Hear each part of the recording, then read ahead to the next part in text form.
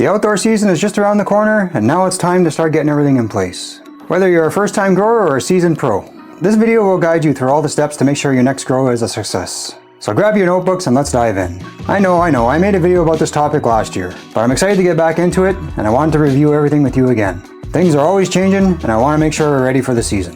First, a shout out to my awesome sponsors for keeping the grow going strong. Mars Hydro, for providing lighting and tents that help me grow great plants. Use code TAPROOTSGROWING and save yourself a little bit of money off your order. Seedsman, for amazing genetics that I trust in my gardens. Use code TRG10 for premium strains. And US Water Systems, for clean filtered water that my plants need to thrive. Use code TRG5 for clean water solutions. Let's start by getting the right spot set up. I found an awesome location right next to my bunkie out at the cottage, so it's perfect for the plants. Sunlight is key, and 6 to 8 hours of direct sunlight is ideal for plant growth. So this location was a great spot for my outdoor grow. Wind considerations. Since it can get windy out there, I'll be using the trellis nets to provide support and help keep the plants secure. They'll help with the strong gusts and make sure the plants don't get blown over. Next is your water source. For water, I'll be using lake water. The natural water will work great for my outdoor grow, but I'll be mixing in some Stash Blend during the week to make sure that the plants have all the nutrients they need. Next is climate awareness.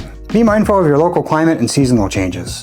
I'm aware of my last frost date, and I'll be mindful of the timing when I start my plants. And then we have location security. When selecting a spot for your outdoor grow, it's a great idea to find a secluded area. A spot that's out of sight and away from foot traffic will help prevent theft and unwanted attention. If you're growing near your property, try to keep it in a spot that's not visible by the road or nearby trails. Next, we have choosing the right strain. When selecting strains, choose genetics that fit your environment. For example, the Purple Ghost Candy from Seedsman is the strain that I chose to grow this year. It's a hybrid with great resilience, and the THC levels are impressive. It can handle a range of temperatures, and isn't overly sensitive to pests and weather fluctuations. Look at local weather and climate before choosing a strain. Strains that thrive in your environment will be stronger and less prone to stress. Resilient genetics are key. Start with genetics that are resistant to pests, diseases, and weather fluctuations. This will make your life easier in the long run.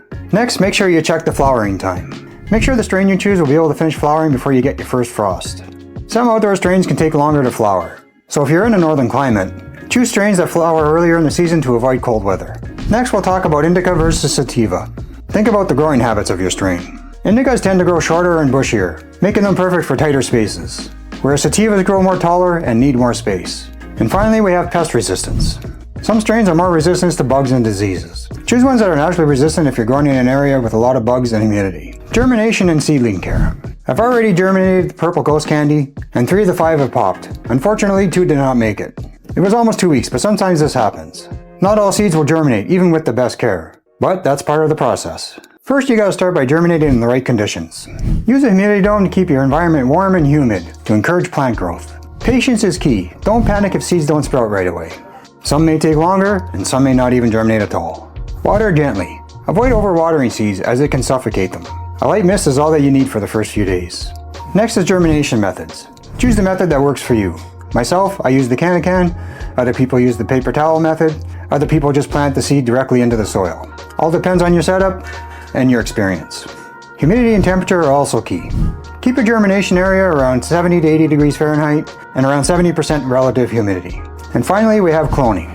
Depending on your situation, you may want to end up doing some cloning for your outdoor grow. Myself, that's what I'll be doing because I'll be sharing the strain with friends and family. So I'll be cloning the Purple Ghost Candy for my outdoor grow this year. Cloning is a great way of maintaining your genetics and to ensure consistency in your garden. Next is transplanting. Once my seedlings are ready, I'll be transplanting them from my 10-gallon pots into the ground. These pots will give my plants enough room to develop a healthy root system. And when it's time to transplant outdoors, I'll make sure I dig deep holes with good drainage.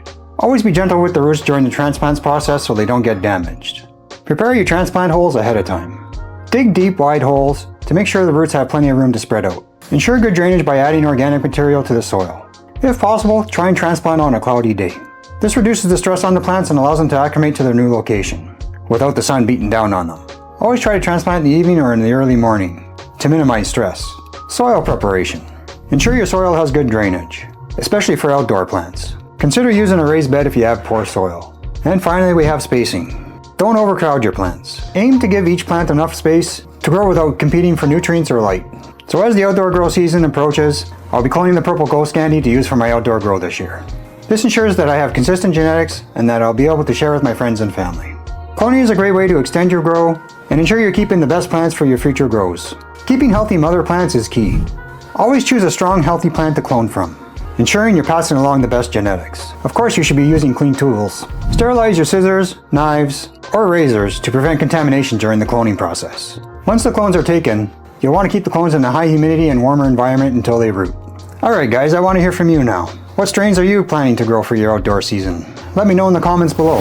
And if you're an experienced outdoor grower, what are some of your tips for the upcoming season? Thanks so much for tuning in today.